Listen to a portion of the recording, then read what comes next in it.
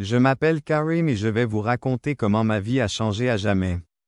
Tout a commencé dans le petit village d'Alaya, où je suis né et où j'ai grandi. Notre village était niché dans une vallée entourée de collines ondulantes qui semblaient toucher le ciel. Les maisons étaient faites de briques debout cuites par le soleil, qui rougissaient sous le dur soleil du désert.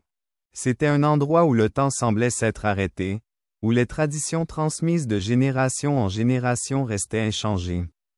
Dans mes premiers souvenirs, la foi faisait partie intégrante de ma vie. Alors que je respire l'air, l'appel à la prière résonne dans le village 5 fois par jour, nous rappelant notre dévotion à Allah. Mon père, Abdullah, était l'imam du village. C'était un homme d'une dignité tranquille et d'une foi inébranlable, respecté de tous. Ma mère, Amira, était tout aussi pieuse. Ses douces mains étaient toujours occupées à porter des chapelets de prière, que ce soit pour s'occuper de notre famille ou pour aider les voisins dans le besoin. C'est dans ce foyer profondément croyant que j'ai grandi en apprenant les voies de l'islam. Quand j'étais petit, je m'asseyais en croix sur des nattes tressées dans la madrasa du village, notre école religieuse. J'apprenais à réciter le Coran, son arabe lyrique coulant de mes lèvres comme une rivière sacrée. Avant même de comprendre pleinement le sens des mots, je les aimais. À l'âge de 10 ans, je me sentais déjà lié à quelque chose de plus grand que moi. J'avais mémorisé. Je me souviens encore des sourires fiers de mes parents et des hochements de tête approbateurs des anciens du village lorsque je récitais des vers sans hésitation. C'est dans ces moments-là que j'ai senti que je remplissais mon rôle et que je répondais aux attentes que l'on avait placées en moi en tant que fils de l'imam. À l'aube de l'adolescence, ma foi n'a fait que se renforcer. Alors que certains de mes amis commençaient à remettre en question ou à se rebeller contre la stricte observance religieuse de nos parents, je me sentais de plus en plus proche de l'islam. Très tôt, j'ai commencé à jeûner pendant le ramadan, endurant les longues journées chaudes sans boire ni manger. L'inconfort physique n'était rien comparé au sentiment d'accomplissement spirituel que je ressentais. À Alaya, nos journées étaient simples mais enrichissantes. Nous nous levions avant l'aube pour la première prière de la journée, puis nous nous occupions des palmiers dattiers qui nous permettaient de gagner notre vie. Les journées étaient longues et souvent pénibles, mais il y avait un sens du devoir et de la communauté qui nous unissait tous. Je me souviens de la réunion du village à l'occasion d'El Ferial, la fête marquant la fin du Ramadan, qui était un moment très spécial. Tout le village se réunissait, partageait la nourriture et les rires. Les enfants étaient si excités qu'ils couraient dans leurs nouveaux vêtements.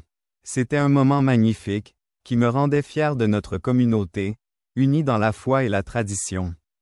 En grandissant, mon père a commencé à me préparer à devenir son successeur potentiel, en m'enseignant les subtilités du métier. On m'a également appris à diriger les prières, à prononcer le sermon de la Kaaba pendant les prières du vendredi et à donner des conseils spirituels à notre communauté. J'étais très enthousiaste à l'idée d'apprendre ces leçons et de ressentir un sentiment de fierté à l'idée de perpétuer l'héritage de mon père.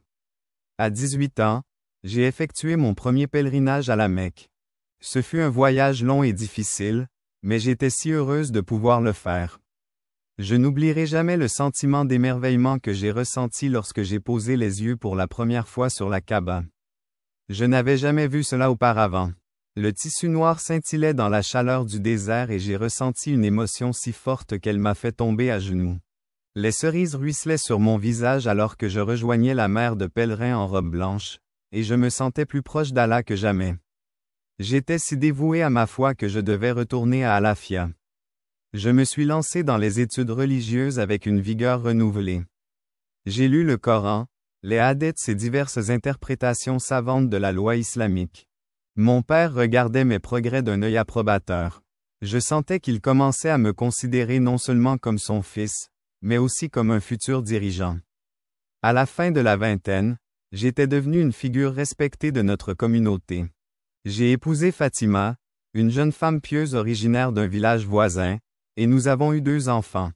Un garçon nommé Hassan et une fille nommée Aïcha. Mes journées étaient rythmées par le travail, la prière et la vie de famille.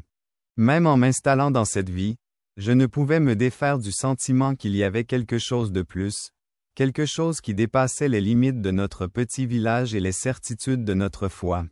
Je me surprenais parfois à regarder les étoiles tard dans la nuit, m'interrogeant sur l'immensité de l'univers et sur la place que j'y occupais, mais je repoussais toujours ces pensées, me concentrant plutôt sur le chemin qui avait été tracé pour moi.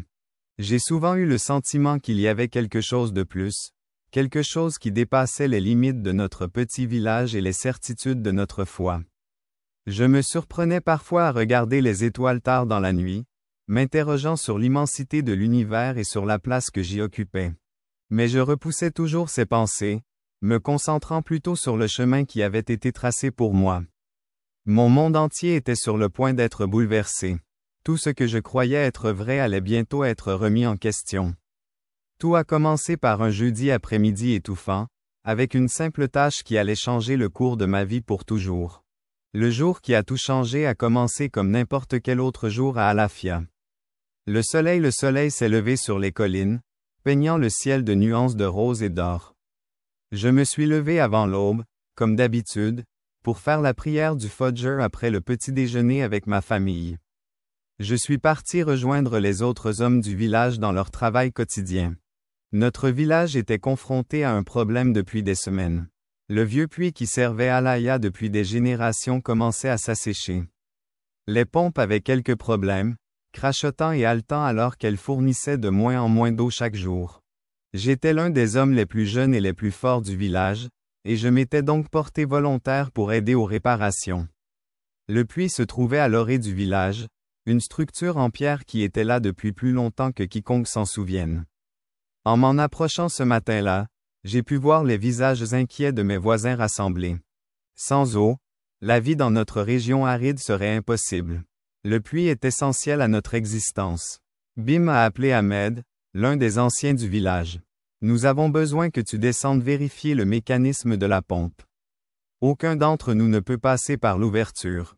J'ai acquiescé, j'ai enlevé ma robe de chambre et j'ai attaché une corde autour de ma taille pour me préparer à descendre. Mon père s'est approché, posant une main sur mon épaule. « Sois prudent, mon fils. » Il m'a dit, les yeux remplis d'inquiétude. « Qu'Allah te protège. » Après avoir respiré profondément, j'ai commencé à descendre dans le puits. L'obscurité fraîche était un soulagement bienvenu par rapport à la chaleur, mais l'air était chargé d'humidité et de l'odeur de moisi de la terre. Les parois du puits étaient recouvertes d'algues et de mousse, rendant chaque prise dangereuse. Lorsque j'ai atteint le fond, j'ai pu entendre le faible gargouillement de l'eau. Le mécanisme de la pompe était partiellement immergé et son métal était corrodé par des années d'utilisation. Je commençais à travailler avec des mains calleuses, me déplaçant habilement sur les pièces rouillées. Tout en travaillant, je pensais aux prières du soir que je ferais plus tard et aux histoires que je raconterais à mes enfants avant de dormir. Mon pied a glissé sur la pierre lisse et je me suis senti tomber. Je dégringolais dans l'obscurité et mes mains cherchaient désespérément quelque chose à quoi se raccrocher. Je n'ai trouvé que de l'air vide. La dernière chose dont je me souvienne, c'est d'avoir prononcé la charada, notre déclaration de foi. J'étais malade et je me souviens avoir dit « Il n'y a pas d'autre Dieu qu'Allah », puis tout est devenu noir. Lorsque j'ai ouvert les yeux, je ne me trouvais plus dans le cadre familier du puits du village. Au lieu de cela, je me suis retrouvé. Je me tenais au bord d'une vaste étendue sombre qui semblait s'étendre à l'infini dans toutes les directions. L'air qui m'entourait était épais et un peu oppressant, dégageant une odeur sulfureuse qui m'a fait larmoyer et m'a brûlé la gorge pendant un instant. Je me suis demandé si je ne rêvais pas, et je me suis pincé très fort. La douleur semblait réelle, elle aussi. C'était trop réel. J'ai eu une sensation de chair de poule dans l'estomac en réalisant qu'il ne s'agissait peut-être pas d'un simple rêve ou d'une hallucination. J'ai fait un petit pas en avant et j'ai sursauté. Le sol sous mes pieds n'était pas de la terre ferme. Il ressemblait à des charbons ardents, envoyant des vagues de chaleur à travers la semelle de mes sandales. Mes pieds ne brûlaient pas. La chaleur était intense, mais elle ne brûlait pas ma chair. Mes yeux s'adaptèrent à la pénombre et je commençai à distinguer des formes au loin. Des formes sombres se tortillaient sur un fond encore plus sombre. Un arrière-plan et puis j'ai entendu des sons, des gémissements, des baleines et des cris qui semblaient venir de partout et de nulle part à la fois. Coffee of angoisse m'a fait frissonner tandis que je murmurais en cherchant refuge dans la familière. Familière pour demander pardon, mais les mots se sentaient creux ici, résonnant inutilement dans l'atmosphère oppressante et l'horreur grandissante. L'horreur. J'ai compris où je devais être. Je me suis rendu compte de l'endroit où je devais me trouver. Jahannam, le concept islamique de l'enfer dont j'avais lu l'existence. L'enfer que j'avais lu. J'avais même prêché à ce sujet, mais je n'avais jamais vraiment compris jusqu'à ce moment. Comment cela était-il possible? J'étais un musulman dévot, un homme qui avait consacré sa vie à Allah. Ma place n'était certainement pas ici. Comme en réponse à ma question inexprimée, une voix retentit, semblant provenir de l'air même qui m'entoure. Imam Abdullah, dit-elle d'un ton profond et résonnant. Vous avez reçu une vision. Ce que tu vois ici est le destin de ceux qui suivent de faux enseignements. Je voulais protester, affirmer que ma foi était vraie, mais je ne trouvais pas les mots. J'ai vu des silhouettes au loin, et elles ressemblaient à des gens, ou à ce qu'il restait de gens, qui enduraient des tourments au-delà de tout ce que je pouvais imaginer. J'ai vu un homme dont la langue était coupée à plusieurs reprises, avant de repousser et d'être à nouveau coupée. C'est la punition infligée à ceux qui répandent des mensonges et de faux enseignements. La voix a expliqué qu'une autre âme avait été forcée de manger des charbons ardents qui leur transperçaient le corps. C'était pour ceux qui prenaient injustement les biens des orphelins. J'ai regardé, horrifié, ces punitions se dérouler devant moi. Chaque supplice semblait spécifiquement conçu pour correspondre à un péché particulier. C'était une terrible forme de justice poétique, et mon estomac en était tout retourné. Mais c'est le spectacle suivant qui m'a vraiment ébranlé. Au loin, j'ai vu une silhouette qui me semblait familière. En m'approchant, j'ai senti une curiosité étrange et morbide m'attirer. Je n'ai pas pu la réprimer. Mon monde a basculé sur son axe. L'homme était lié par des chaînes de feu. Sa chair brûlait et se régénérait dans un cycle d'agonie sans fin. Mais c'est son visage que j'ai reconnu. Je l'avais vu représenté dans d'innombrables illustrations et décrit dans de nombreux hadiths. C'était le visage du prophète Muhammad, murmurai-je en tombant à genoux sur le sol brûlant. Oh, non, ce n'est pas possible. Il est le sceau des prophètes, le messager d'Allah. La voix reprit la parole, son ton étant maintenant teinté de ce qui ressemblait presque à de la pitié. Il a égaré beaucoup de gens. Karim, il souffre maintenant pour chaque âme qu'il a accent aigu garé. Mon esprit a été bouleversé.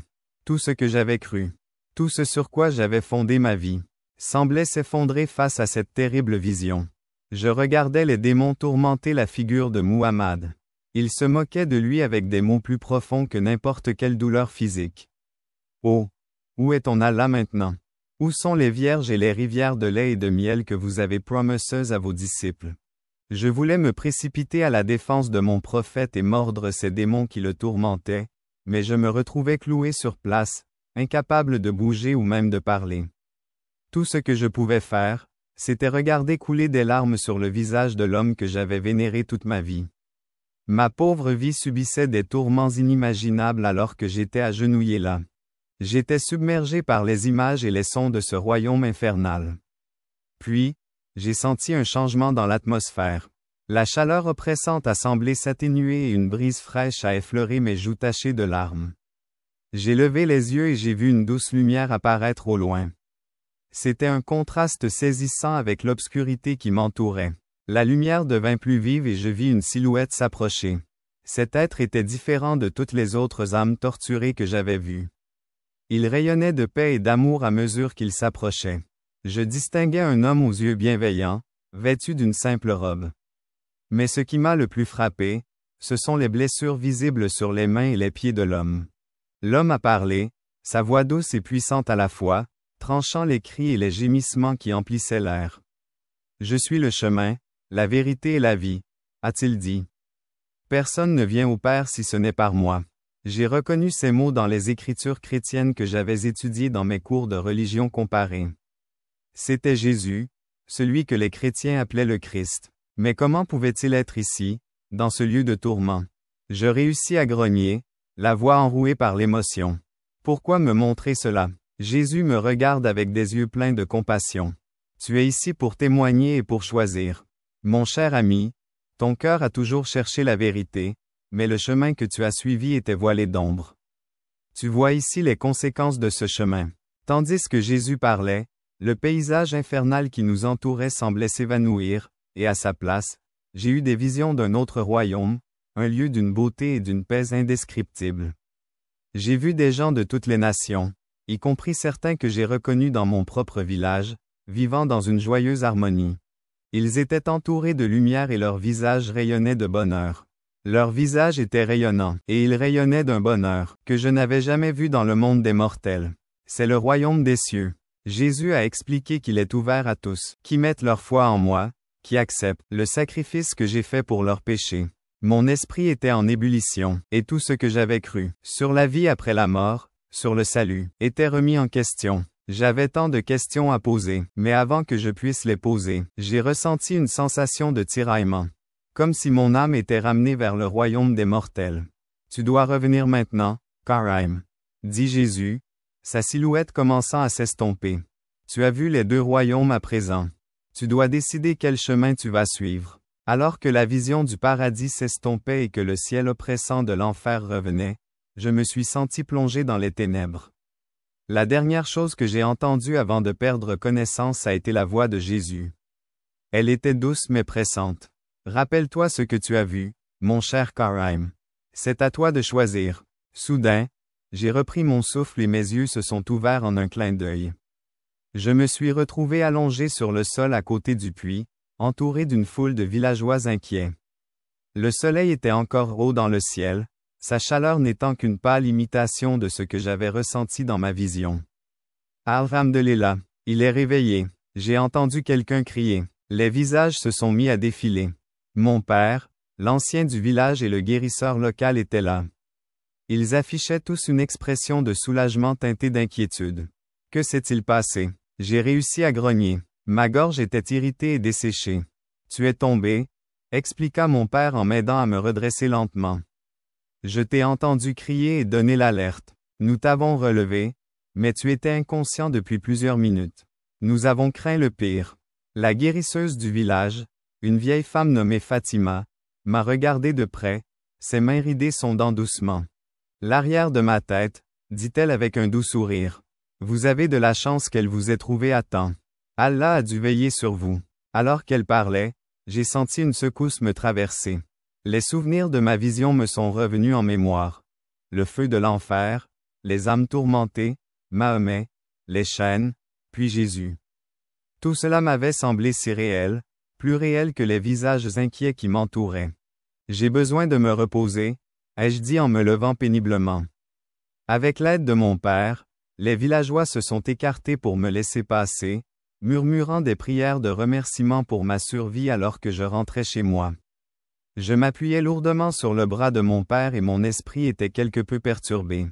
Comment concilier ce que j'avais vu avec tout ce que j'avais cru toute ma vie? S'agissait-il vraiment d'une vision divine ou simplement d'une hallucination provoquée par ma chute? Les jours suivants se sont écoulés dans le flou. Physiquement, je me suis rétabli.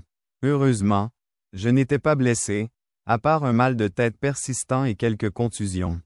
Mais mon esprit et mes émotions étaient en plein chaos. J'ai repris le cours de ma vie quotidienne, m'occupant de mon travail et de ma famille, mais mon esprit repassait constamment les scènes de ma vision. L'image de Mahomet souffrant en enfer me hantait, et il m'était difficile de diriger les prières ou même d'y participer sans éprouver un sentiment de doute et de malaise. J'ai commencé à lire le Coran d'un œil nouveau, à la recherche de réponses. Au lieu de trouver du réconfort dans les versets familiers, je me suis retrouvé à remettre en question des interprétations dont je n'avais jamais douté. Les descriptions du paradis et de l'enfer semblaient simplistes par rapport à ce dont j'avais été témoin. Je me posais également des questions sur le rôle de Jésus, vénéré dans l'islam en tant que prophète. Mon changement d'attitude était perceptible par mon entourage. Ma femme, Foda, m'observait avec une inquiétude croissante tandis que je passais des heures à éplucher des textes religieux en marmonnant tout seul. Mon père m'a même interrogé sur ma soudaine réticence à diriger les prières. Même la petite a demandé pourquoi son père ne souriait plus lorsqu'il lui racontait des histoires tirées du Coran. Je savais que je ne pouvais plus garder mon expérience pour moi, mais à qui pouvais-je en parler? Qui me croirait? Dans la communauté musulmane très soudée d'Al-Safia, admettre des doutes sur la foi était impensable. L'apostasie était sévèrement punie et le simple fait de remettre en question certains principes de l'islam pouvait conduire à l'ostracisme. C'est dans cet état de conflit interne que je me suis souvenu de YF, un homme d'une ville voisine qui avait fait scandale il y a quelques années en se convertissant au christianisme. À l'époque, je m'étais joint à d'autres pour condamner la décision de Youssef. Aujourd'hui, je commençais à me dire que YF était peut-être la seule personne capable de comprendre ce que je vivais. J'ai donc effectué un voyage d'affaires dans la ville de Youssef. Je l'ai trouvé travaillant dans une petite menuiserie à la périphérie de la ville, loin des regards suspicieux de son ancienne communauté. Lorsqu'il m'a vu, il a levé les yeux et j'ai pu voir la reconnaissance flotter dans ses yeux pendant un instant. Il y avait beaucoup de tension dans l'air. La dernière fois que nous nous étions vus, nous nous étions un peu disputés. Nous avons échangé des salutations, puis le visage de Youssef s'est adouci, voyant mon regard troublé. « Assalamu alaikum, Karim », dit-il en mettant de côté son travail.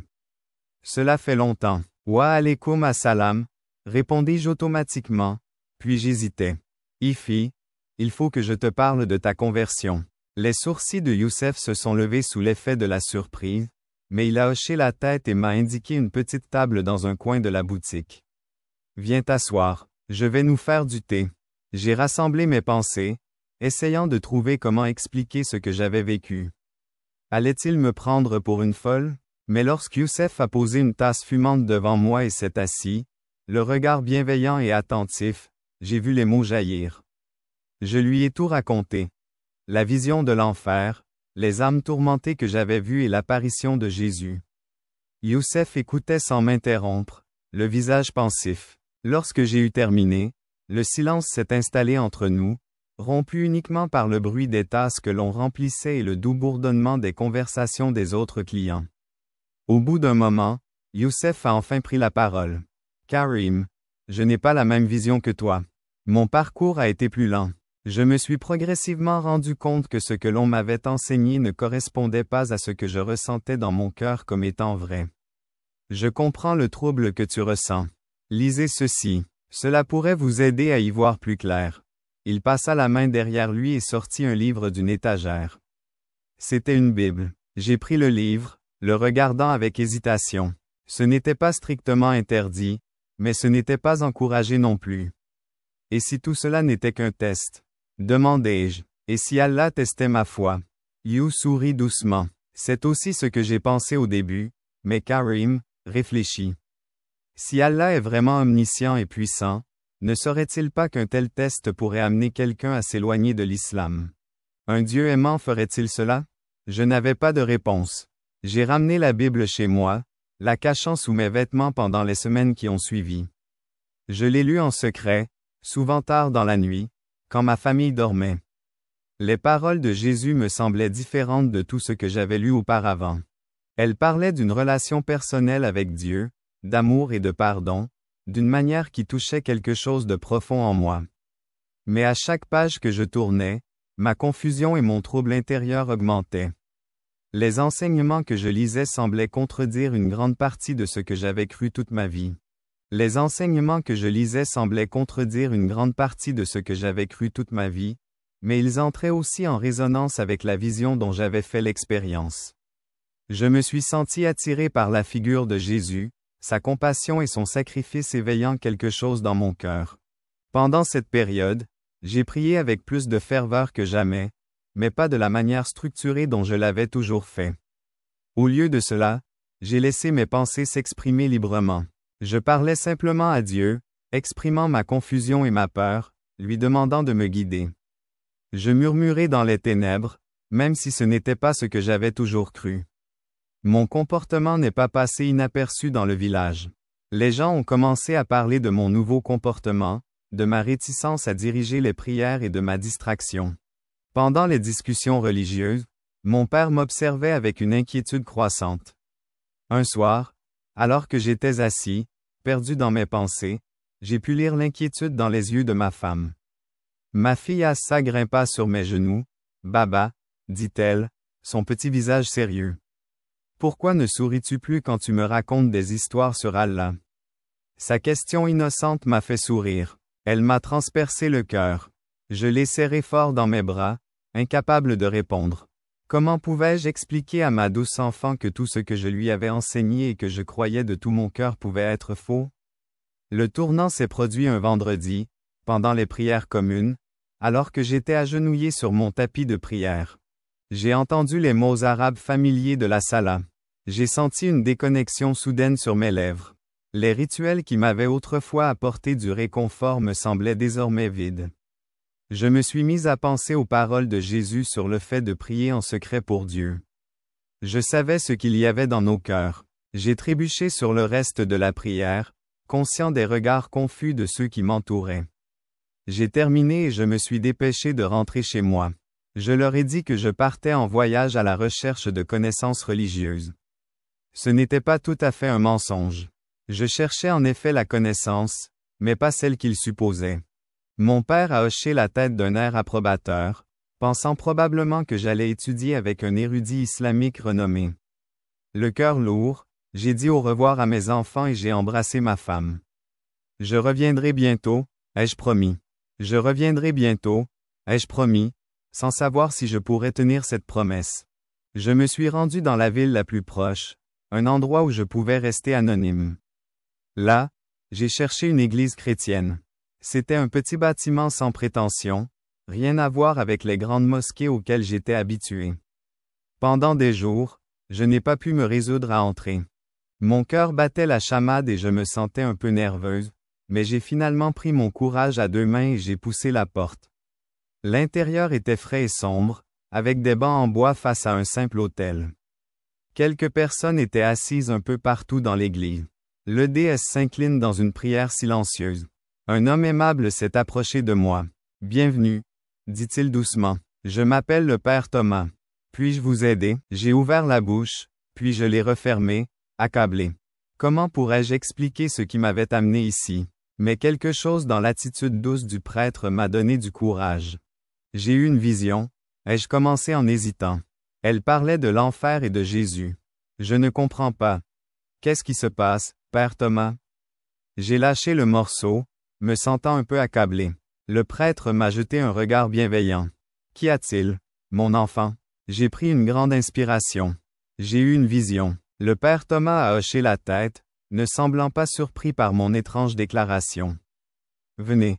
Allons parler dans la pièce là-bas. Il est resté un moment en silence, les yeux fermés. En réfléchissant, Karim, il dit finalement. Ce que tu as vécu est extraordinaire, mais ce n'est pas sans précédent dans l'histoire. De nombreuses personnes ont eu des visions qui les ont conduites au Christ. Mais comment puis-je savoir que c'est réel? Ai-je demandé, exprimant la peur qui me rongeait. Comment puis-je être sûr de ne pas trahir tout ce que j'ai toujours cru? Le Père Thomas s'est penché en avant, ses yeux pétillants de compréhension. Karim, il ne s'agit pas de certitude.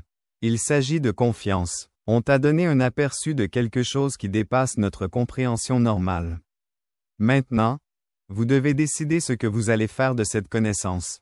Il m'a recommandé d'excellents livres, m'a proposé de répondre à toutes mes questions et m'a invité à assister à un office si je me sentais à l'aise. En quittant l'église ce jour-là, j'ai ressenti un mélange de peur et d'excitation. Je m'aventurais en terrain inconnu, mais pour la première fois depuis ma vision, j'ai ressenti une lueur d'espoir. L'espoir dépasse les frontières. Au cours des semaines suivantes, j'ai passé mon temps à étudier la Bible, à lire les livres que le Père Thomas m'avait suggérés et à me rendre chaque jour à des offices chrétiens. J'ai senti les fondations de mes anciennes croyances s'effriter davantage, remplacées par une nouvelle compréhension de Dieu et de la foi. Au fur et à mesure que ma nouvelle foi grandissait, ma conscience s'éveillait. J'ai pensé à toutes les choses qui se produiraient si j'y adhérais pleinement. J'ai pensé à ma famille, à ma position dans le village et à la vie que j'avais construite. Pouvais-je vraiment renoncer à tout cela en une nuit? Je me débattais vraiment avec ces pensées. Puis j'ai fait un autre rêve. J'ai revu Jésus, mais cette fois nous étions dans un bateau sur une mer agitée. « Viens à moi, » m'a dit Jésus. Debout sur l'eau, n'aie pas peur. Je me suis réveillé avec des larmes sur le visage. Le rêve était si vivant dans mon esprit. À ce moment-là, j'ai su ce que je devais faire, quel qu'en soit le prix. Je ne pouvais pas nier la vérité. Je l'avais vécu. Il était temps de faire un acte de foi. La décision de me convertir au christianisme n'a pas été facile à prendre. Cela signifiait que je devais tourner le dos à tout ce que j'avais connu, à tous ceux que j'avais aimés, et entrer dans un monde d'incertitude, en faisant face à la persécution et au rejet potentiel.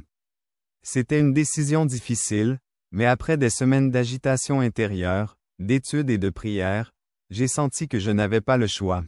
La vérité que j'avais entrevue dans ma vision et l'amour que j'avais trouvé dans les paroles de Jésus étaient trop puissants pour être ignorés. J'ai passé une dernière nuit en ville, agenouillé en prière dans la petite chambre que j'avais louée.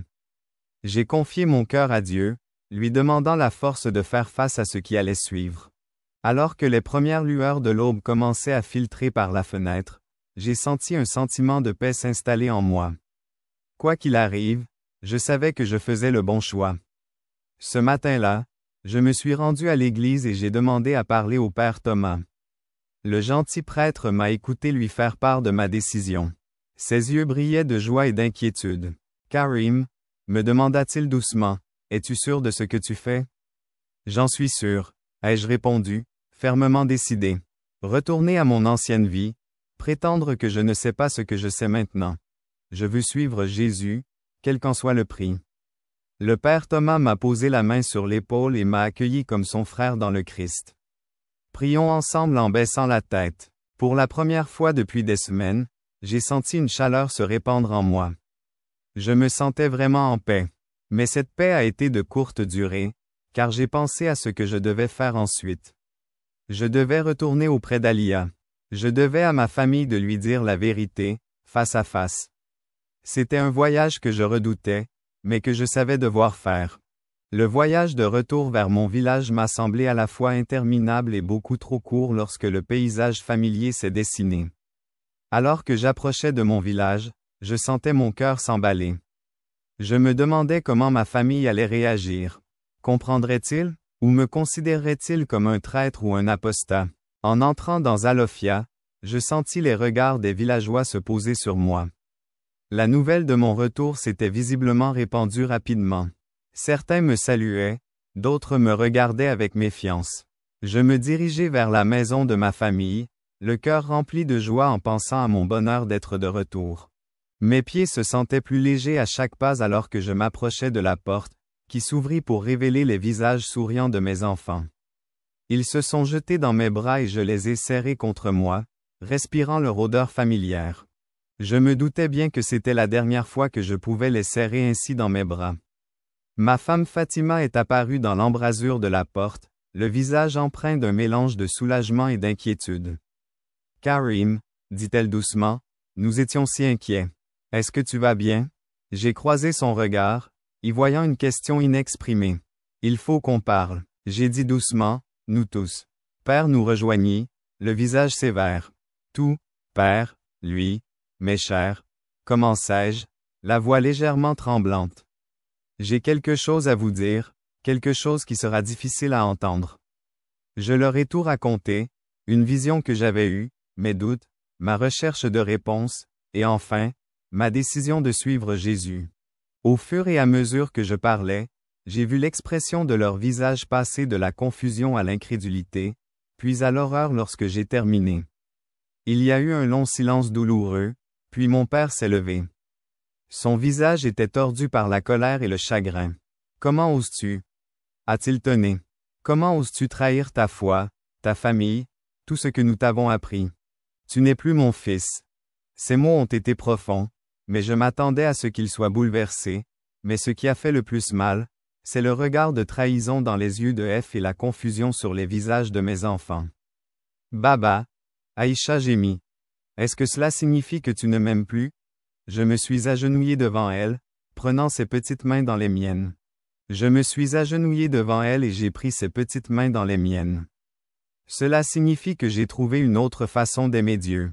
Une façon que je crois vraie. Elle s'est éloignée de moi, enfouissant son visage dans les jupes de sa mère.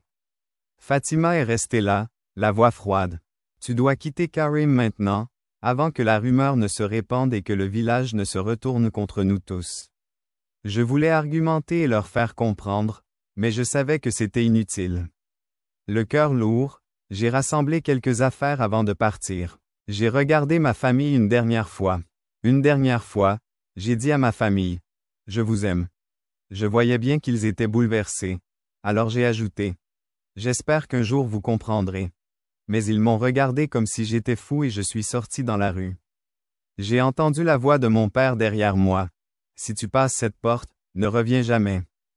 Tu es mort pour nous. » C'était si triste. Ces mots m'ont frappé comme un coup de poing. Je me suis éloigné en titubant, les larmes brouillant ma vue.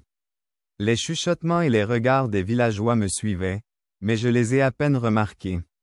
Mon monde venait de s'écrouler autour de moi alors que j'atteignais la limite du village. J'ai entendu des cris derrière moi. C'était un groupe de personnes. J'ai entendu des bruits de pas derrière moi et je me suis retourné pour voir un groupe d'hommes du village d'Am, dirigé par le village d'Am, furieux et mécontents, qui me poursuivaient. Leurs visages étaient tordus par la colère et le mépris, criant que j'étais un traître à l'islam. La peur m'a envahi et m'a donné de la vitesse et de la force dans ma course. J'ai continué à courir jusqu'à ce que les cris s'estompent derrière moi, jusqu'à ce que mes poumons brûlent et que mes jambes tremblent. Finalement, je me suis effondré sous un arbre broussailleux, épuisé. Le souffle court, je me blottis là, seul, effrayé par ce que j'avais fait. Avais-je commis une terrible erreur? Alors même que le doute m'assaillait, je me suis souvenu de ma vision, des paroles de Jésus et de la paix que j'avais ressentie dans l'Église. Non, je ne pouvais pas revenir en arrière. Quoi qu'il en soit, je devais aller de l'avant. J'ai passé la nuit à la belle étoile, priant pour obtenir force et conseil. À l'aube, je me suis levé, le corps raide et endolori, mais la détermination ferme. Je ne savais pas où j'allais, mais je savais que je ne pouvais pas rester là. Il était temps de laisser derrière moi tout ce que j'avais. Vous êtes connus, et vous pouvez avancer dans la foi vers un avenir incertain alors que les premiers rayons du soleil pressentent l'horizon. J'ai commencé mon voyage en exil avec rien d'autre que les vêtements que j'avais sur le dos et un petit sac de provisions. Je me suis mis en route vers la ville la plus proche. Mon cœur était lourd de la perte de ma famille et de ma communauté, mais sous le chagrin, une petite flamme d'espoir brûlait.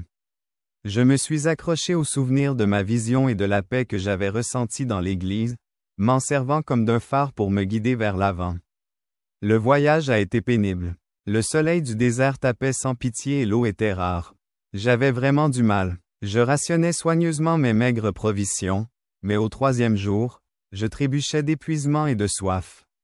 Mes lèvres étaient craquelées, ma gorge desséchée. Dans mon délire, j'ai commencé à me demander si je n'avais pas commis une terrible erreur. Peut-être était-ce la punition d'Allah pour avoir abandonné ma foi.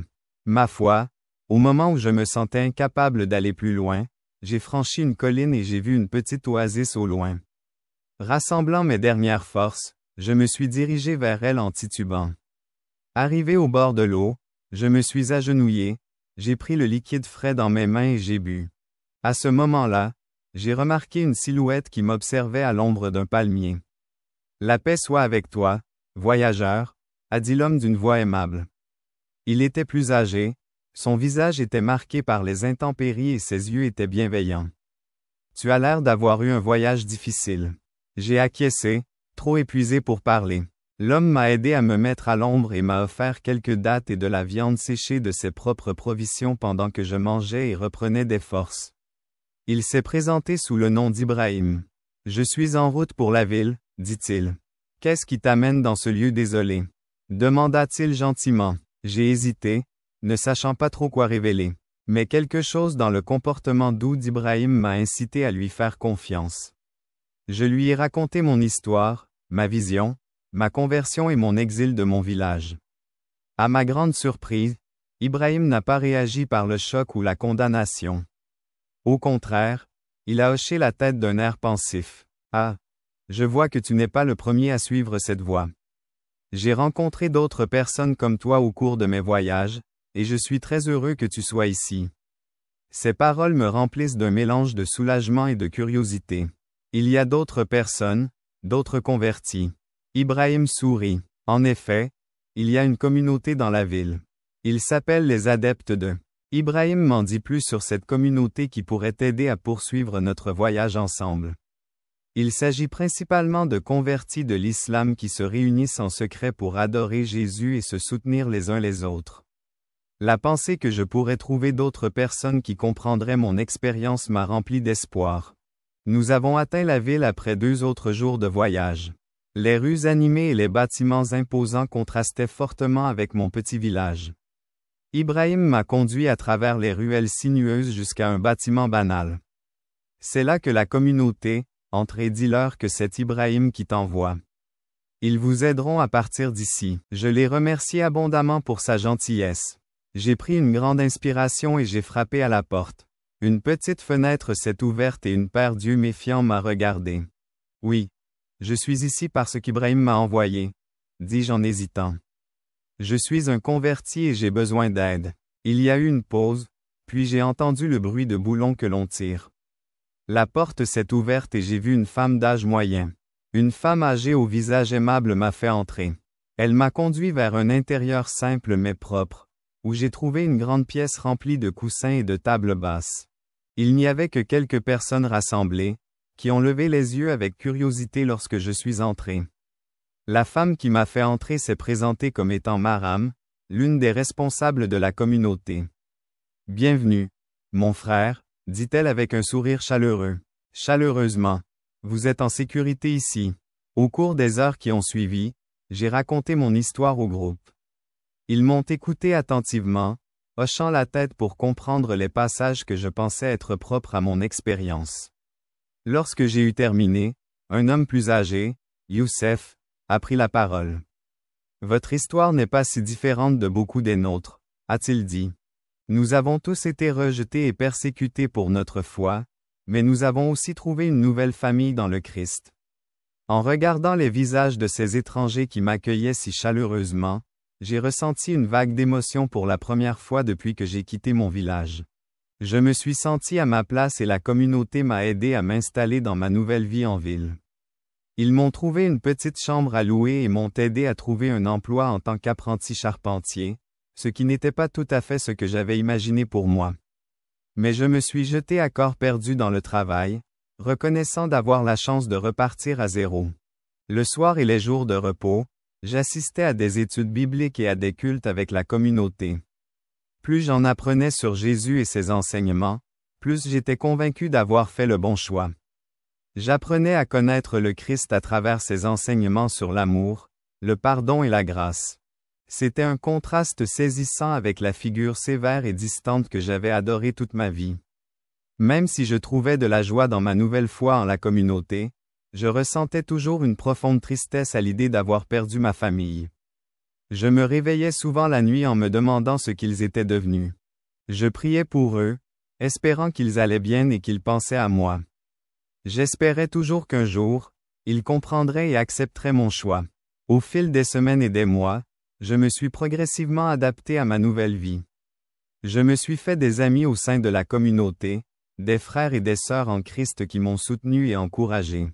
J'ai même commencé à aider d'autres nouveaux convertis, partageant ma propre expérience pour leur offrir espoir et conseils.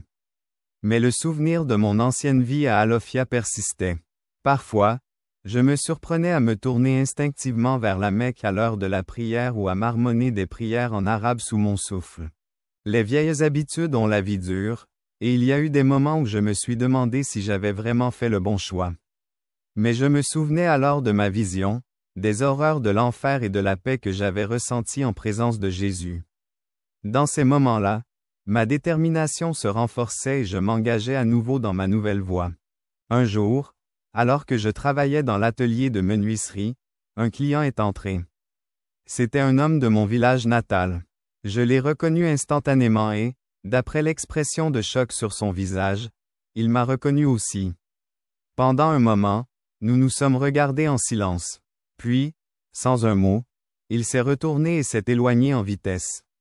Sorti, mon cœur battait la chamade. Je savais que ma famille allait sûrement apprendre où je me trouvais. Une partie de moi espérait qu'ils essayeraient de me contacter, mais je craignais aussi ce que cela pourrait signifier pour ma sécurité et celle de la communauté. Ce soir-là, j'ai fait part de mes inquiétudes à Maram et aux autres dirigeants. Ils ont écouté, puis Youssef a pris la parole. Nous avons fait face à des menaces avant Karim. Nous prendrons. J'ai pris quelques précautions simples. Mais n'oubliez pas que notre Dieu est plus grand que tous les dangers auxquels nous pourrions être confrontés. Ces paroles m'ont rassuré, mais en allant me coucher ce soir-là, je n'ai pas pu me débarrasser du sentiment qu'un nouveau chapitre de mon voyage était sur le point de commencer. Il mettrait ma foi à l'épreuve d'une manière que je ne pouvais pas encore imaginer. Je n'avais aucune idée de la justesse de mes propos ni de la rapidité avec laquelle cette épreuve allait se produire. La nouvelle de ma parole s'est rapidement répandue dans notre communauté et nous avons commencé à prendre des précautions supplémentaires. Nous avons changé l'heure et le lieu de nos réunions, nous avons utilisé des mots codés et nous sommes toujours restés à l'affût de tout signe de danger. Malgré les tensions, notre foi reste forte. En fait, la menace de la persécution semble nous rapprocher les uns des autres. Les semaines ont passé sans incident et j'ai commencé à me sentir plus à l'aise. J'espérais vraiment que mes craintes n'étaient peut-être pas fondées, mais un soir, alors que je rentrais du travail, j'ai remarqué une silhouette familière qui se tenait dans l'ombre, près de mon logement. En m'approchant, mon cœur s'est mis à battre la chamade. C'était mon père. Pendant un moment, nous nous sommes simplement regardés l'un l'autre. Il avait l'air plus vieux, plus usé que la dernière fois que je l'avais vu. Je me souviens de la colère que j'ai ressentie. Depuis notre dernière rencontre, la colère avait disparu de ses yeux. Il avait l'air si triste. Il m'a dit doucement, « Mon fils, je voulais me précipiter dans tes bras et te demander pardon. Je voulais retrouver la vie que nous avons connue, mais je me suis retenu. »« Père, » répondis-je en gardant ma voix ferme. « Que fais-tu ici? » Je me suis approché et ses yeux ont fouillé mon visage. « Je suis venu te ramener à la maison, » ai-je dit. « Pour te ramener à la maison, Karim.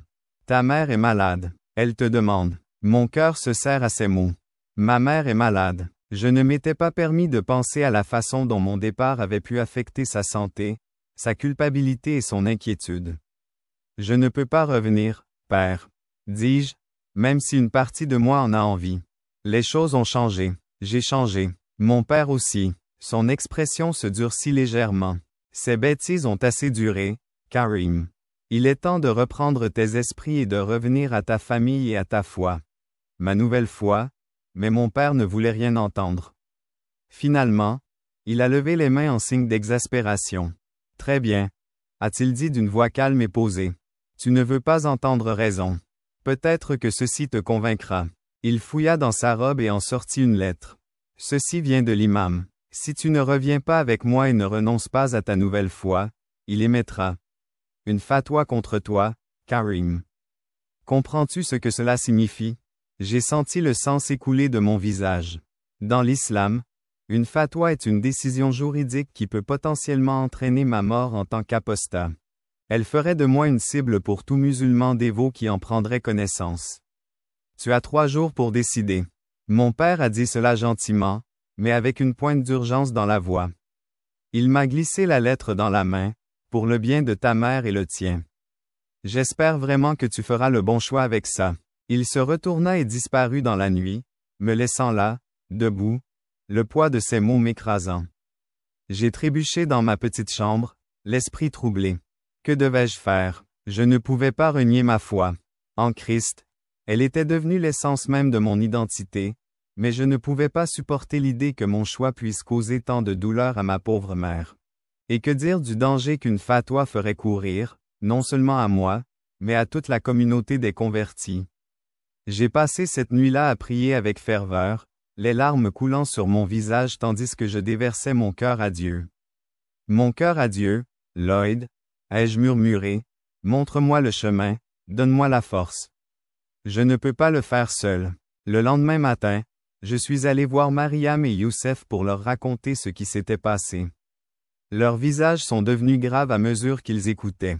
Une fois que j'ai eu terminé, Karim Youssef a déclaré « C'est une menace sérieuse, pas seulement pour toi, mais pour nous tous, s'il te trouve ici. Je sais que j'ai dit que ma voix était creuse, mais je devrais partir. Je ne veux mettre aucun d'entre vous en danger, mais Mariam a secoué la tête fermement. Elle a dit « Sachez, Karim, que nous n'abandonnons pas nos frères et sœurs dans le Christ. Nous ferons face à cette situation ensemble au cours des 2 prochains jours. Nous avons prié et discuté de nos options. Certains m'ont suggéré de fuir dans une autre ville. Une ville, d'autres. J'ai pensé que je devais essayer de raisonner l'imam, mais au fond de moi, je savais ce que je devais faire. Le 3e jour, je me suis rendu au lieu de rendez-vous convenu où mon père m'attendait.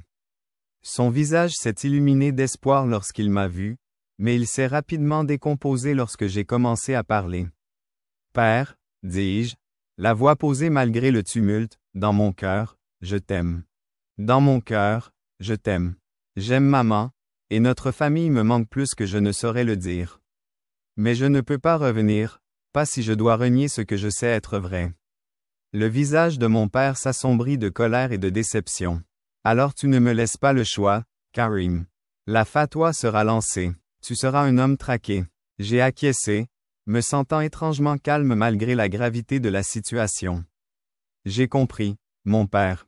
Avant de partir, s'il vous plaît, voulez-vous m'écouter une seule fois? Laissez-moi vous expliquer pourquoi je crois ce que je crois. Peut-être était-ce la supplication dans ma voix, ou peut-être était-ce simplement l'amour d'un père qui l'emportait sur sa colère. Mon père a hoché la tête, a parlé, puis a dit d'un ton bourru. Alors, dans cette allée tranquille, je lui ai fait part de mon témoignage. Je lui ai parlé de ma vision de la paix que j'avais trouvée en Christ et de l'amour et du pardon qui avait transformé ma vie. J'ai parlé de Jésus non pas comme d'un rival d'Allah, mais comme de la véritable révélation de l'amour de Dieu pour l'humanité. Pendant que je parlais, j'ai vu quelque chose changer dans les yeux de mon père. La colère s'est estompée, remplacée par la confusion et peut-être une lueur de compréhension lorsque j'ai terminé. Il est resté silencieux pendant un long moment. J'ai besoin de temps pour réfléchir, dit-il enfin. Sa voix était toujours bourrue, mais elle contenait une nouvelle note d'émotion. Karim, je ne comprends pas, mais je vois que ce n'est pas une simple folie pour toi. Il se détourna. Je dois y aller, dit-il en s'arrêtant un instant. Je parlerai à l'imam. Je ne promets rien, mais j'essaierai d'empêcher la fatwa. Pour l'instant, en le regardant s'éloigner, je ressens un mélange d'espoir et de tristesse. Je ne l'avais pas convaincu, mais j'avais peut-être planté une graine. Pour l'instant, au moins, moi et ma nouvelle famille de croyants étions en sécurité. Cette nuit-là, lorsque j'ai raconté ce qui s'était passé à la communauté, nous avons élevé la voix et prié en signe d'action de grâce. Le danger n'était pas écarté, mais nous avions obtenu un sursis et, plus encore, on nous avait rappelé le pouvoir du témoignage, de l'expression de la vérité dans l'amour. En me couchant ce soir-là, j'ai réfléchi au chemin que j'avais parcouru. Depuis ce jour dans le puits, mon voyage de foi m'avait coûté beaucoup, mais il m'avait aussi donné plus que je n'aurais pu imaginer. Quels que soient les défis à venir, je savais qu'avec le Christ à mes côtés et ma nouvelle famille qui me soutenait, je pouvais y faire face. Je n'avais aucune idée que ma conversation avec mon père n'était que le début. C'était le début d'un nouveau chapitre de mon parcours. Il me mettrait au défi d'une manière inattendue et me conduirait à une compréhension plus profonde de ce que signifie vraiment suivre. Dans les semaines qui ont suivi ma rencontre avec mon père, la vie en ville s'est poursuivie comme avant. Je travaillais à l'atelier de menuiserie et j'assistais à nos réunions secrètes. Des réunions et des prières pour ma famille à Alafia. Mais sous la surface de cette routine, un sentiment d'anticipation grandissait. Quelque chose avait changé, mais je n'arrivais pas à mettre le doigt dessus. Cela a commencé par de petites choses, comme quelques commerçants locaux qui m'avaient auparavant traité avec méfiance et qui m'ont accueilli avec le sourire. J'ai commencé à les saluer d'un signe de tête, et l'un d'eux m'a même arrêté pour me demander quelles étaient mes nouvelles croyances. J'ai répondu, me sentant un peu prudente, mais aussi enthousiaste à l'idée de partager ma foi. Environ un mois après la visite de mon père, j'ai reçu un message inattendu. Il provenait de You, un converti qui m'avait d'abord offert une Bible. Il m'a dit qu'il avait des nouvelles qui ne pouvaient pas être communiquées par écrit. J'étais curieux et un peu craintif, mais j'ai rencontré You dans une maison de thé tranquille à la périphérie de la ville. Dès que j'ai vu son visage, j'ai su qu'il s'était passé quelque chose d'important. Karim, les yeux brillants d'excitation, m'a dit, « Tu ne vas pas croire ce qui se passe à Alafia. Il m'a raconté que la nouvelle de ma conversion et de ses raisons s'était répandue dans le village. Mon père, fidèle à sa parole, avait parlé de notre conversation à l'imam.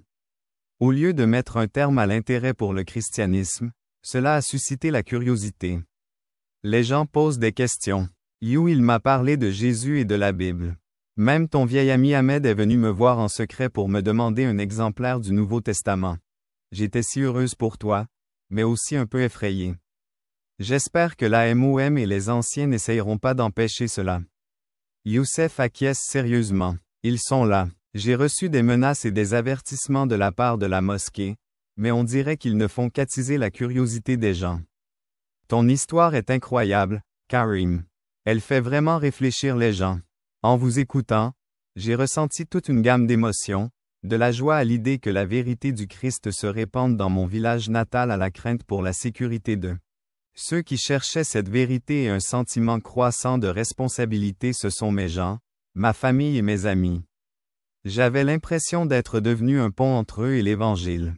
Au cours des mois suivants, je me suis retrouvé dans un nouveau rôle grâce à You et à d'autres contacts. J'ai commencé à recevoir des messages de personnes de l'Alaïa qui me posaient des questions. En ce qui concerne le christianisme, nous avons reçu de nombreuses demandes de Bible et d'autres matériels, que nous avons toujours livrés en secret, malgré le grand risque. J'ai travaillé en étroite collaboration avec notre communauté pour y répondre, en renvoyant des lettres expliquant les fondements de la foi et des copies des Écritures cachées dans des paquets d'apparence innocente. Nous avons constamment prié pour les chercheurs d'Alafia, conscients des dangers auxquels ils sont confrontés, mais il n'y avait pas qu'Alafia. Au fur et à mesure que notre histoire se répandait, nous avons commencé à recevoir des nouvelles d'autres villages et villes. Il semblait que mon histoire avait touché une corde sensible, ouvrant des portes qui avaient été longtemps fermées. Cette nouvelle responsabilité s'accompagnait de nouveaux dangers. Nous devions donc être encore plus prudents dans nos communications, toujours à l'affût d'espions. Nous devions donc être encore plus prudents dans nos communications, toujours à l'affût d'espions ou d'informateurs. Nous prendrons toutes les précautions nécessaires, bien sûr. La réunion serait brève, dans un endroit neutre, avec des guetteurs postés pour avertir de tout danger. Le jour de la réunion arriva, et j'étais si excité. J'attendais à l'endroit convenu, un petit café dans un marché animé. C'est alors que je l'ai vue, ma petite sœur. Ce n'était plus l'enfant dont je me souvenais, mais c'était toujours ma petite sœur, une jeune femme. Nos regards se sont croisés et, pendant un instant, toute la douleur et la séparation des dernières années ont disparu. Nous avons bavardé à voix basse, et les yeux d'Aïcha brillaient lorsqu'elle parlait de ce qu'elle avait lu dans la Bible. Les questions qu'elle avait soulevées dans son cœur, mais elle avait aussi peur. Au cours de la semaine, m'a-t-elle dit, « Père essaie de te défendre, mais c'est difficile. » Maman, elle prie pour ton retour tous les jours. J'ai senti les larmes me piquer les yeux. Dites-leur que je les aime, ai-je dit. Dites-leur que je prie aussi pour eux. Assa continue à chercher la vérité, quoi qu'on en dise. Continuez à chercher. Notre réunion s'est terminée bien trop vite pour Aïcha. J'ai ressenti un regain d'intérêt en rentrant dans ma petite chambre ce soir-là. J'avais été pressé de partir, me fondant dans la foule, mais je me sentais à nouveau motivé. Le prix à payer pour suivre le Christ avait été élevé, mais en voyant l'impact que cela avait, non seulement sur des étrangers, mais aussi sur ma propre famille, j'ai compris que cela en valait la peine. J'ai eu la chance de vivre ce voyage qui m'a amené ici. Depuis la vision dans le puits jusqu'à ce moment, le chemin a été semé d'embûches, de pertes et de dangers, mais il a aussi été jalonné de découvertes, approfondissant ma foi et m'apportant une joie inattendue. Je me suis agenouillé pour prier, remerciant Dieu pour tout ce qu'il avait fait pour moi et demandant de la sagesse pour les jours à venir. Je savais qu'il y aurait de plus grands défis à relever, mais j'étais prête à les relever. Au fur et à mesure que les ondes de ma conversion se propageaient, j'ai ressenti un profond sentiment de paix. Quoi qu'il arrive, je savais que j'étais exactement là où je devais être et que je faisais exactement ce que je devais faire. Le garçon qui était tombé dans le puits à Alaya était mort ce jour-là, mais à sa place se tenait un homme déterminé à partager la vérité qu'il avait trouvée, quel qu'en soit le prix. En m'endormant cette nuit-là, j'ai pensé pour la dernière fois aux paroles de Jésus. Je suis le chemin, la vérité et la vie. Dans ces mots, j'avais trouvé ma raison d'être, mon identité et mon espoir. Je savais qu'à travers le Christ, ces mêmes mots avaient le pouvoir de transformer non seulement des vies individuelles, mais aussi des communautés entières. Non seulement des vies individuelles, mais aussi des communautés entières. Je n'imaginais pas que la plus grande épreuve de cette conviction était encore à venir. Les jours qui ont suivi notre arrestation ont été une succession d'interrogatoires, de menaces et de moments de grâce inattendus. Nous avons été séparés, chacun placé à l'isolement. Nous pouvions entendre nos voix respectives s'élever dans la prière et le chant à travers les épais murs de pierre. Ces sons sont devenus notre bouée de sauvetage, nous rappelant que nous n'étions pas seuls dans cette épreuve. Dans cette cellule obscure, j'étais tellement pris par mes pensées que j'ai perdu la notion du temps. Mais je n'ai jamais perdu la foi. Chaque jour, je récitais les Écritures de mémoire et je priais pour mes coreligionnaires et même pour notre ravisseur. Parfois, aux heures calmes de la nuit, j'entendais un garde à l'extérieur de ma cellule qui écoutait. Je voyais bien qu'il était attentif, car après ce qui m'a semblé être des semaines, nous avons été traduits devant un tribunal. La salle d'audience était remplie de curieux, de fanatiques en colère et, à ma grande surprise, de visages familiers de nos réunions secrètes qui n'avaient pas été arrêtés. Mon cœur s'est rempli de joie de les voir là, risquant leur propre sécurité pour nous soutenir. Merci d'être venus aujourd'hui pour nous soutenir. Nous vous sommes reconnaissants de votre aide. Les charges retenues contre nous ont été lues. Nous sommes accusés d'apostasie et de blasphème. Nous sommes également accusés d'avoir troublé l'ordre public. La peine pour de tels crimes est claire, la mort. Alors que j'écoutais la litanie de nos supposés délits, j'ai ressenti une soudaine envie de parler. Votre honneur, dis-je, ma voix résonne. Dans le calme de la salle d'audience, si c'est un crime de chercher la vérité et de suivre sa conscience, alors oui, nous sommes coupables. Mais je crois que ce ne sont pas des crimes. Ce sont les appels les plus élevés de l'humanité. Un murmure parcourt la foule. Face au juge, l'homme se penche en avant et dit, « Je reconnais avoir abandonné la foi de mes pères. Je reconnais avoir trouvé une foi plus profonde, » répondit l'homme. Elle répond à tout ce qu'on m'a enseigné dans mon enfance sur l'amour et la miséricorde de Dieu. La suite du procès n'a ressemblé à aucun autre dont j'avais entendu parler. Au lieu de simplement prononcer une sentence, le juge a commencé à poser des questions sur Jésus et sur nos croyances. Le juge a commencé à poser des questions sur Jésus et sur nos croyances. Il voulait savoir comment nous concilions notre nouvelle foi avec notre héritage culturel. L'une après l'autre, nous nous sommes levés et avons donné notre témoignage. Fatima a parlé du fait qu'elle avait trouvé sa vraie valeur en tant que femme aux yeux du Christ. Youssef a raconté comment le message de la grâce avait guéri sa culpabilité. Chaque histoire était unique, mais toutes témoignaient du pouvoir de transformation de l'amour de Jésus. Pendant que nous parlions, j'ai remarqué un changement dans la salle d'audience. Les cris de colère de certains quartiers ont été remplacés par un silence pensif.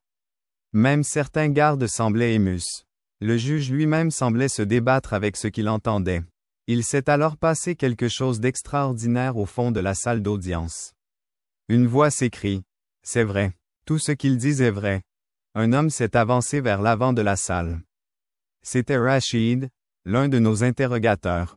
J'ai vu leur foi, j'ai vu leur paix, je l'ai vu même dans la souffrance. Il s'est passé quelque chose de vraiment spécial dans la salle d'audience. C'était comme si la salle elle-même était remplie d'un sentiment tangible d'espoir et de possibilité. Le juge, pris au dépourvu par l'intensité du moment, a demandé de l'ordre, son visage étant un masque de confusion et de conflit. Enfin, il prend la parole, la voix chargée d'émotion. C'est vraiment sans précédent. J'ai besoin de temps pour réfléchir à tout ce qui a été dit. Le tribunal se réunira à nouveau dans 3 jours. Alors que nous étions ramenés à nous-mêmes, j'ai ressenti une lueur d'espoir. Nous avons ressenti une lueur d'espoir. Nous avions eu l'occasion de partager notre foi ouvertement, et des cœurs avaient été touchés. Quelle que soit l'issue, je savais que Dieu était à l'œuvre.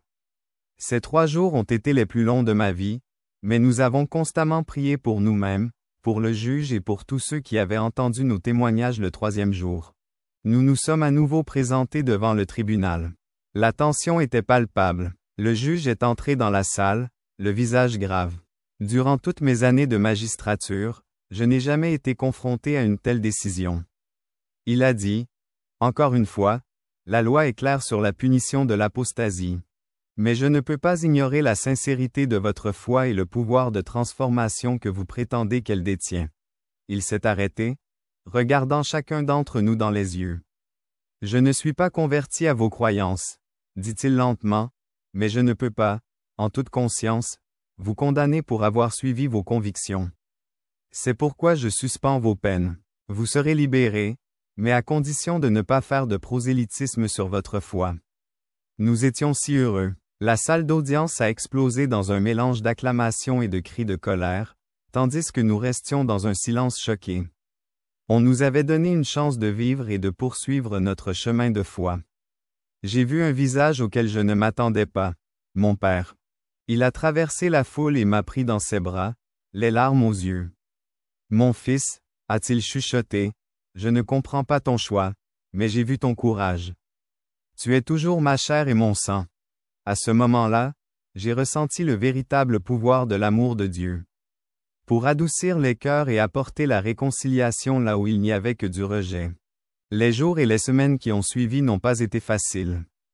Nous avons dû faire face à une suspicion persistante et à un harcèlement occasionnel, mais nous avons également constaté une nouvelle ouverture au sein de notre communauté.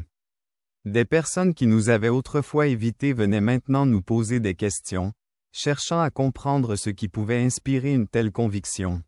Notre communauté de croyants s'est développée discrètement mais régulièrement. Nous nous réunissions dans des maisons, partagions des repas et étudions les Écritures ensemble, en gardant toujours à l'esprit l'équilibre délicat entre le partage de notre foi et le respect des conditions de notre libération. Quant à moi, j'ai trouvé un nouveau. Mon expérience m'a appris l'incroyable pouvoir du témoignage personnel.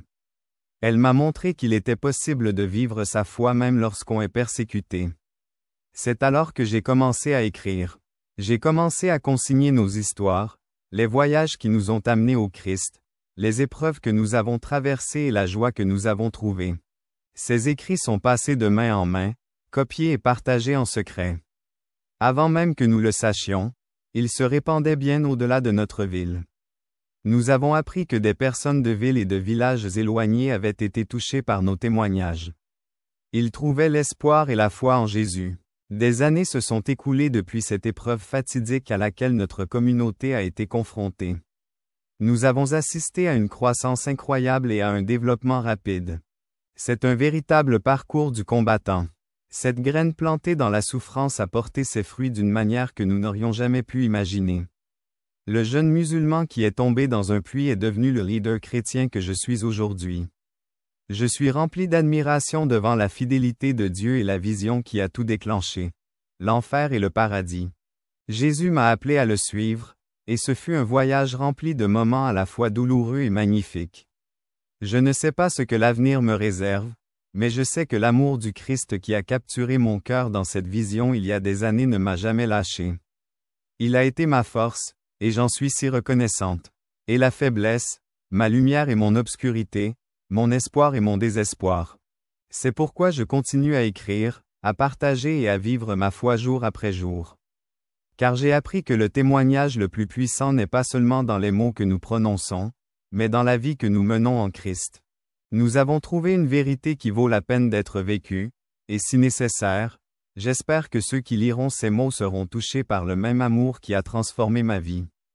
Je prie pour que vous trouviez le courage de chercher la vérité, de la suivre et de découvrir la joie indescriptible de connaître Jésus-Christ. C'est ce que j'ai découvert dans cette vision qui a changé ma vie, et je veux que vous en fassiez aussi l'expérience. Un changement de cœur. Il y a longtemps que j'ai découvert la vérité. Une fois qu'on l'a trouvée, elle change tout. Des années ont passé depuis le procès, et beaucoup de choses ont changé dans notre pays. L'histoire de notre persécution et de notre libération inattendue s'est répandue loin à la ronde, suscitant des discussions sur la liberté religieuse et la tolérance qui atteignent les plus hauts niveaux du gouvernement. Bien que nous soyons toujours confrontés à des défis et à de l'opposition, il y a eu un changement progressif dans l'atmosphère. Les lois sévères contre l'apostasie ont été assouplies et, bien que le prosélytisme ouvert soit toujours restreint, il y a plus de place pour le dialogue interconfessionnel et l'exploration religieuse personnelle. Notre communauté de croyants s'est développée au-delà de tout ce que nous aurions pu imaginer. Ce qui n'était au départ qu'une poignée de convertis se réunissant en secret s'est transformé en un réseau d'églises de maisons réparties dans tout le pays. Nous avons dû faire preuve de créativité, mais cela en valait la peine. Dans la manière dont nous nous réunissons et dont nous célébrons le culte, j'ai trouvé un équilibre entre le partage de notre foi et le respect des lois du pays. J'ai poursuivi mon travail d'écriture et d'enseignement, en me concentrant sur la formation de disciples et en aidant les nouveaux croyants à grandir dans leur foi. Mes livres ne peuvent pas être vendus dans les librairies, mais ils sont largement disponibles dans les réseaux clandestins et ont été traduits en plusieurs langues. L'évolution la plus surprenante a été: je suis heureux de dire qu'il y a eu une merveilleuse réconciliation au sein de ma propre famille. Mon père, qui m'avait autrefois renié, est aujourd'hui l'un de nos meilleurs alliés. Il ne s'est pas converti au christianisme, mais il est devenu un défenseur de la tolérance religieuse.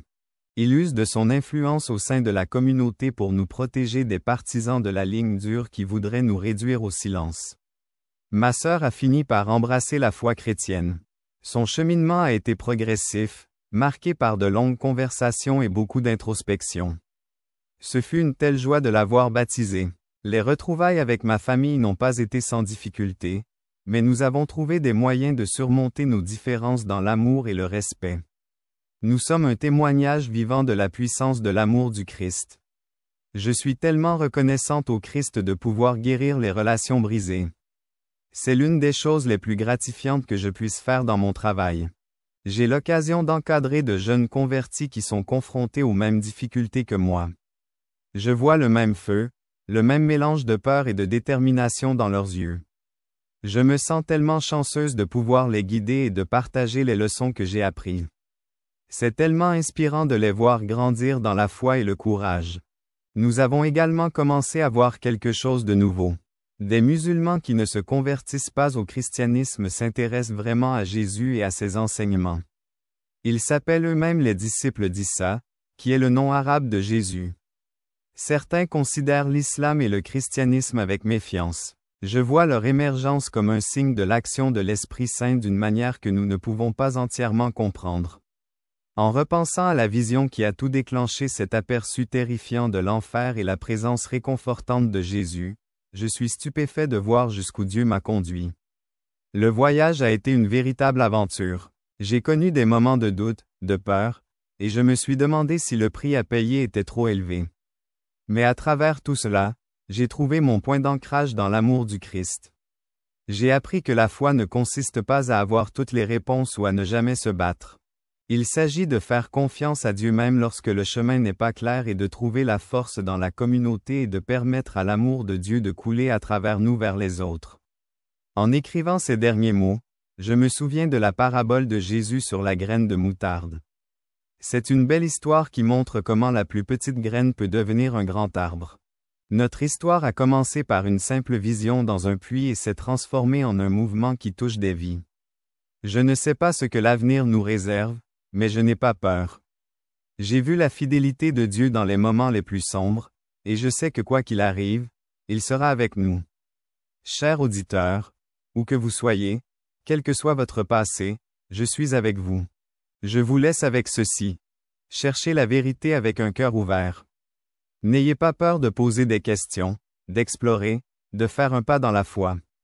Le voyage peut être difficile, mais la destination vaut toutes les épreuves. Et n'oubliez pas que, même si la nuit semble sombre, l'aube arrive toujours. La lumière du Christ, une fois allumée dans un cœur, ne peut jamais s'éteindre complètement. Elle grandit, elle se répand, elle transforme.